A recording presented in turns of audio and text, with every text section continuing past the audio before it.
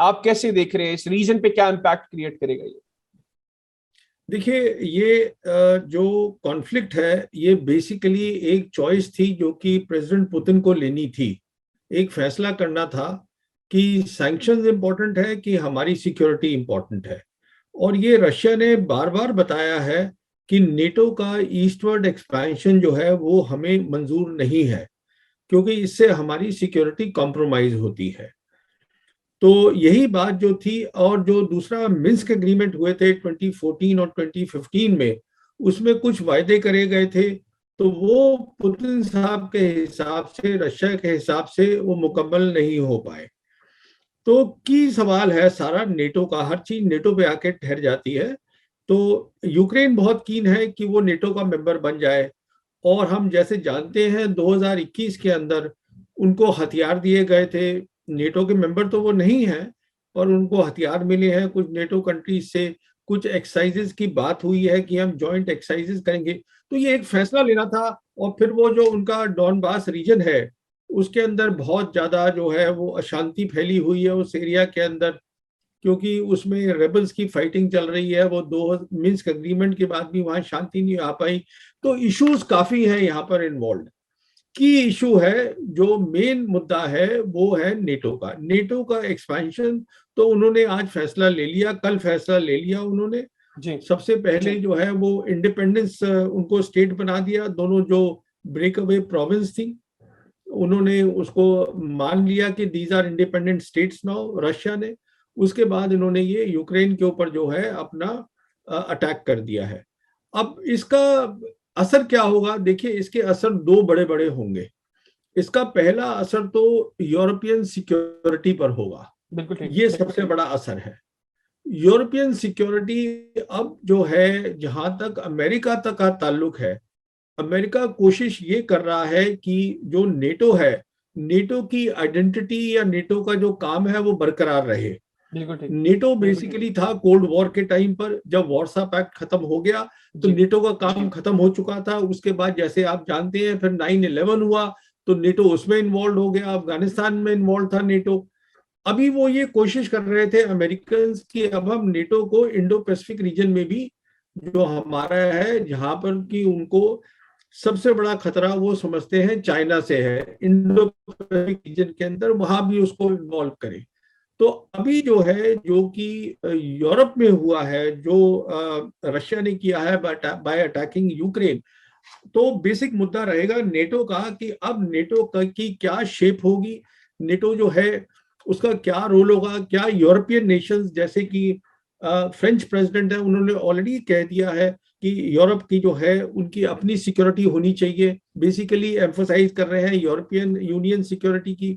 तो की रोल ये है, नंबर वन, अभी जो बाइडेन एडमिनिस्ट्रेशन है, जिनका पूरा फोकस होना चाहिए था इंडो पैसिफिक पर, जी क्योंकि वो समझते हैं कि चाइना उनका मेन जो है वो राइवल होगा इस सेंचुरी के अंदर। वो अब एक तो वो बढ़ जाएगा। अब वो मुश्किल हो जाएगा उनको उस पर फोकस करना, क्योंकि ये नया मसला खड़ा हो गया है यूरोप में। बिल्कुल ठीक। दूसरा सवाल ये है अब यूरोपियन सिक्योरिटी का, अब इसका ढांचा कैसे बदलेगा, कहां तक बदलेगा, वो उसका सवाल है। तीसरा, ये एक बहुत क्लियर मैसेज दे दिया है पुतिन ने कि वो जो है, जो भी उनकी टेरिटरीज हैं, और जो चाइना ने भी सपोर्ट किया है, चाइना ने टेरिटोरियल इंटीग्रिटी और सॉवरेनिटी रशिया की सपोर्ट करी है, तो वो उन्होंने कह दिया कि उसके ऊपर हम कॉम्प्रोमाइज बिल्कुल नहीं करेंगे। तो ये तीन बेसिक मुद्दे जो है, जो वहां से निकल के आते हैं, इसका सीधा असर जो है वो इंडो पैसिफिक रीजन पे पड़ेगा। बिल्कुल जी। ठीक। अच्छा प्रवीण साहब, मुझे ये भी बताइएगा, अभी प्राइम मिनिस्टर इमरान खान साहब ने इस क्रूशल टाइम पर रशिया का दौरा किया, और हम देख रहे हैं कि भारत में इस दौरे को बहुत अच्छे से इसके हवाले से बातें नहीं हो रही। क्योंकि हमने कल जनरल राज कादियान से भी बात की, उन्होंने कहा कि मेरी पर्सनल राय ये है कि अगर इस रीजन में ममालिक के आपस की ताल्लुकात बेहतर होते तो ये अच्छी चीज़ है। लेकिन अगर हम भारतीय मीडिया की बात करें और वहां पर जो एक्सपर्ट्स बात कर रहे हैं, वो बिल्कुल मुख्तलिफ राय दे रहे हैं, और उनसे ऐसे जैसे ये चीज़ हजम नहीं हो रही।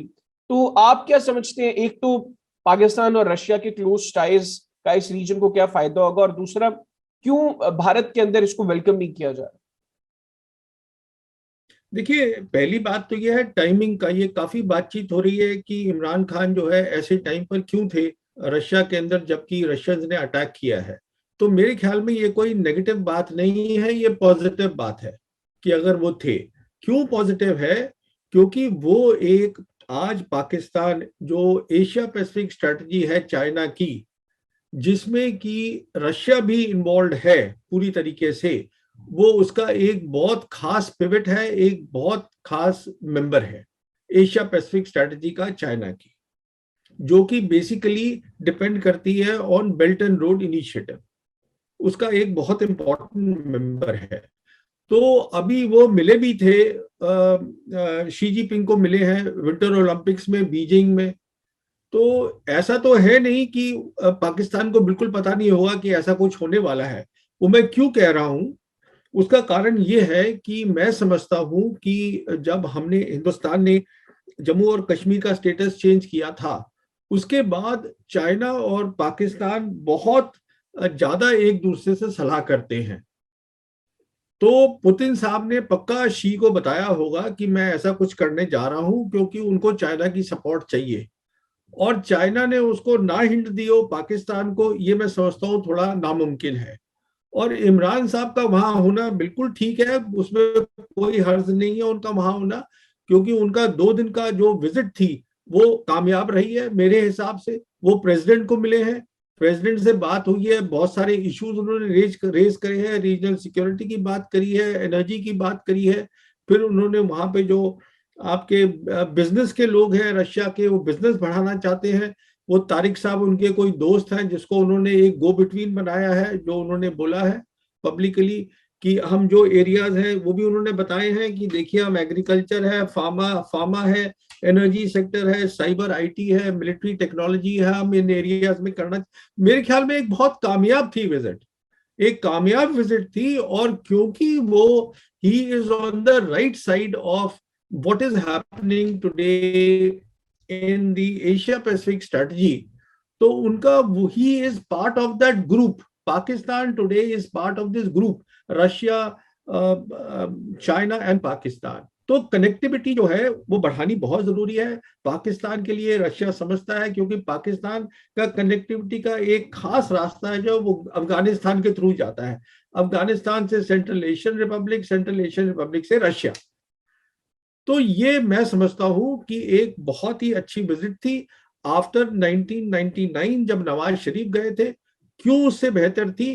क्योंकि इस बार जो है आपकी जो नेशनल सिक्योरिटी पॉलिसी अभी आपने रिलीज करी जी है, उसमें जी। बड़ा साफ हो जाता है कि प्राइम मिनिस्टर, सिविल गवर्नमेंट और जो आर्मी है वो दे आर अलाइंड, वो एक ही पेज पर है इस मामले में। तो मैं इसको एक कामयाब विजिट समझता हूँ। बिल्कुल ठीक सर। आखिर में अफगानिस्तान की बात करें, एक तो इस दौरे में भी प्राइम मिनिस्टर ने प्रेसिडेंट पुतिन से बात की अफगानिस्तान के हवाले से। दूसरा, प्राइम मिनिस्टर ने क्लियर किया अपने विशेष इंटरव्यूज के अंदर कि खित्ते के दीगर ममालिक के साथ हम अफगानिस्तान के अंदर तालिबान की हुकूमत को तस्लीम करेंगे।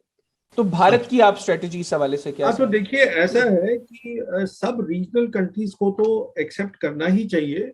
जो पाकिस्तान की पोजीशन है वो बिल्कुल सही पोजीशन है, और वही पोजीशन चाइना की भी है, वही पोजीशन रशिया की भी है, वही पोजीशन ईरान की भी है। अब मेन बात यह है कि अभी अफगानिस्तान के अंदर स्टेबिलिटी आने की जरूरत है, वो नहीं आ पा रही है। वहां पर एक बड़ा मेजर ह्यूमैनिटेरियन क्राइसिस आ गया है, और उनके बहुत सारे अकाउंट्स जो है वो दे हैव बीन फ्रोजन, वो जो अभी तक अनफ्रीज नहीं हो पा रहे हैं। तो बेसिकली जब तक ये ह्यूमैनिटेरियन क्राइसिस और ये सब खत्म नहीं होगा, तो रिकॉग्नाइज करना सब रीजनल पार्टीज को मुश्किल है। और Pakistan is central to all this.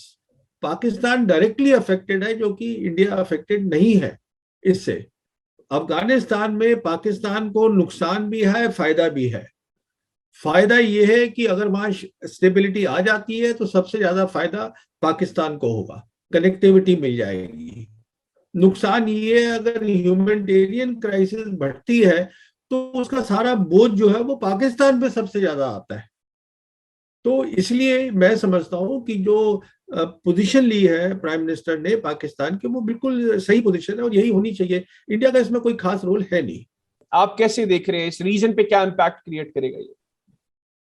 देखिए, ये जो कॉन्फ्लिक्ट है ये बेसिकली एक चॉइस थी जो कि प्रेसिडेंट पुतिन को लेनी थी। एक फैसला करना था कि सैंक्शंस इंपॉर्टेंट है कि हमारी सिक्योरिटी इंपॉर्टेंट है। और ये रशिया ने बार बार बताया है कि नेटो का ईस्टवर्ड एक्सपेंशन जो है वो हमें मंजूर नहीं है, क्योंकि इससे हमारी सिक्योरिटी कॉम्प्रोमाइज होती है। तो यही बात जो थी, और जो दूसरा मिन्स्क एग्रीमेंट हुए थे 2014 और 2015 में, उसमें कुछ वायदे करे गए थे, तो वो पुतिन साहब के हिसाब से, रशिया के हिसाब से वो मुकम्मल नहीं हो पाए। तो की सवाल है सारा नेटो का, हर चीज नेटो पे आके ठहर जाती है। तो यूक्रेन बहुत कीन है कि वो नेटो का मेंबर बन जाए, और हम जैसे जानते हैं 2021 के अंदर उनको हथियार दिए गए थे। नेटो के मेंबर तो वो नहीं है, और उनको हथियार मिले हैं कुछ नेटो कंट्रीज से। कुछ एक्सरसाइजेज की बात हुई है कि हम जॉइंट एक्सरसाइजेज करेंगे। तो ये एक फैसला लेना था।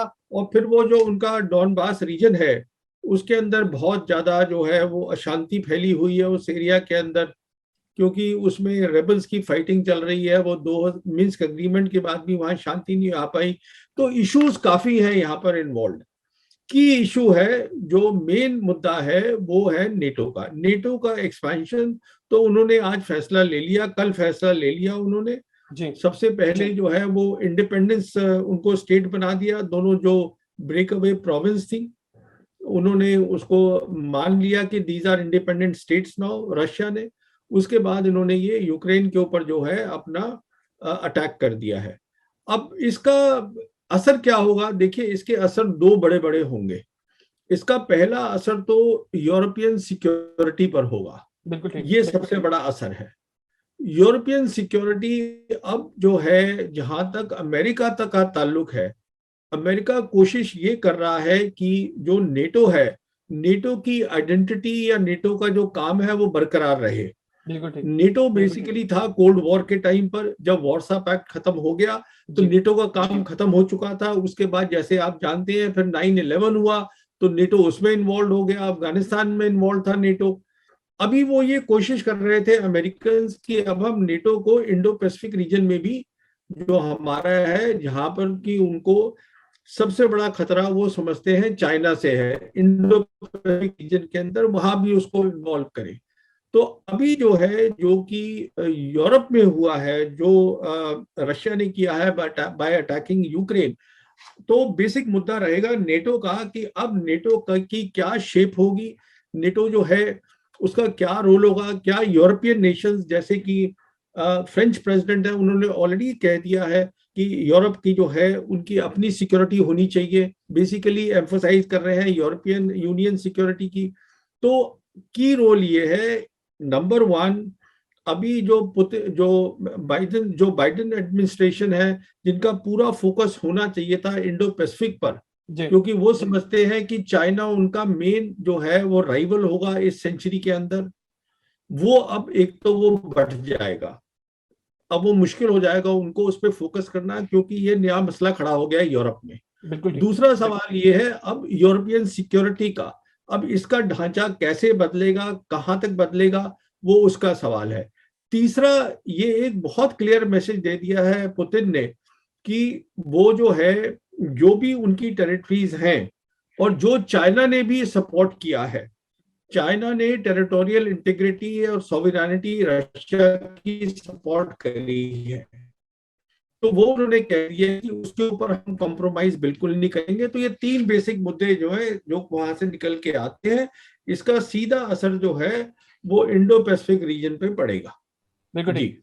अच्छा प्रवीण साहब, मुझे ये भी बताइएगा, अभी प्राइम मिनिस्टर इमरान खान साहब ने इस क्रूशल टाइम पर रशिया का दौरा किया, और हम देख रहे हैं कि भारत में इस दौरे को बहुत अच्छे से इसके हवाले से बातें नहीं हो रही। क्योंकि हमने कल जनरल राज कादियान से भी बात की, उन्होंने कहा कि मेरी पर्सनल राय ये है कि अगर इस रीजन में ममालिक के आपस की ताल्लुकात बेहतर होते हैं तो ये अच्छी चीज़ है। लेकिन अगर हम भारतीय मीडिया की बात करें और वहां पर जो एक्सपर्ट्स बात कर रहे हैं वो बिल्कुल मुख्तलिफ राय दे रहे हैं, और उनसे ऐसे जैसे ये चीज़ हजम नहीं हो रही। तो आप क्या समझते हैं, एक तो पाकिस्तान और रशिया के क्लोज टाइज का इस रीजन को क्या फायदा होगा, और दूसरा क्यों भारत के अंदर इसको वेलकम नहीं किया जा रहा? देखिए, पहली बात तो यह है टाइमिंग का। ये काफी बातचीत हो रही है कि इमरान खान जो है ऐसे टाइम पर क्यों थे रशिया के अंदर जबकि रशियंस ने अटैक किया है। तो मेरे ख्याल में ये कोई नेगेटिव बात नहीं है, ये पॉजिटिव बात है कि अगर वो थे। क्यों पॉजिटिव है? क्योंकि वो एक, आज पाकिस्तान जो एशिया पैसिफिक स्ट्रेटजी है चाइना की, जिसमें कि रशिया भी इन्वॉल्व है पूरी तरीके से, वो उसका एक बहुत खास पिवट है, एक बहुत खास मेंबर है एशिया पैसिफिक स्ट्रेटजी का चाइना की, जो कि बेसिकली डिपेंड करती है on belt and road initiative. उसका एक बहुत इंपॉर्टेंट मेंबर है। तो अभी वो मिले भी थे, शी जिनपिंग को मिले हैं विंटर ओलंपिक्स में बीजिंग में। तो ऐसा तो है नहीं कि पाकिस्तान को बिल्कुल पता नहीं होगा कि ऐसा कुछ होने वाला है।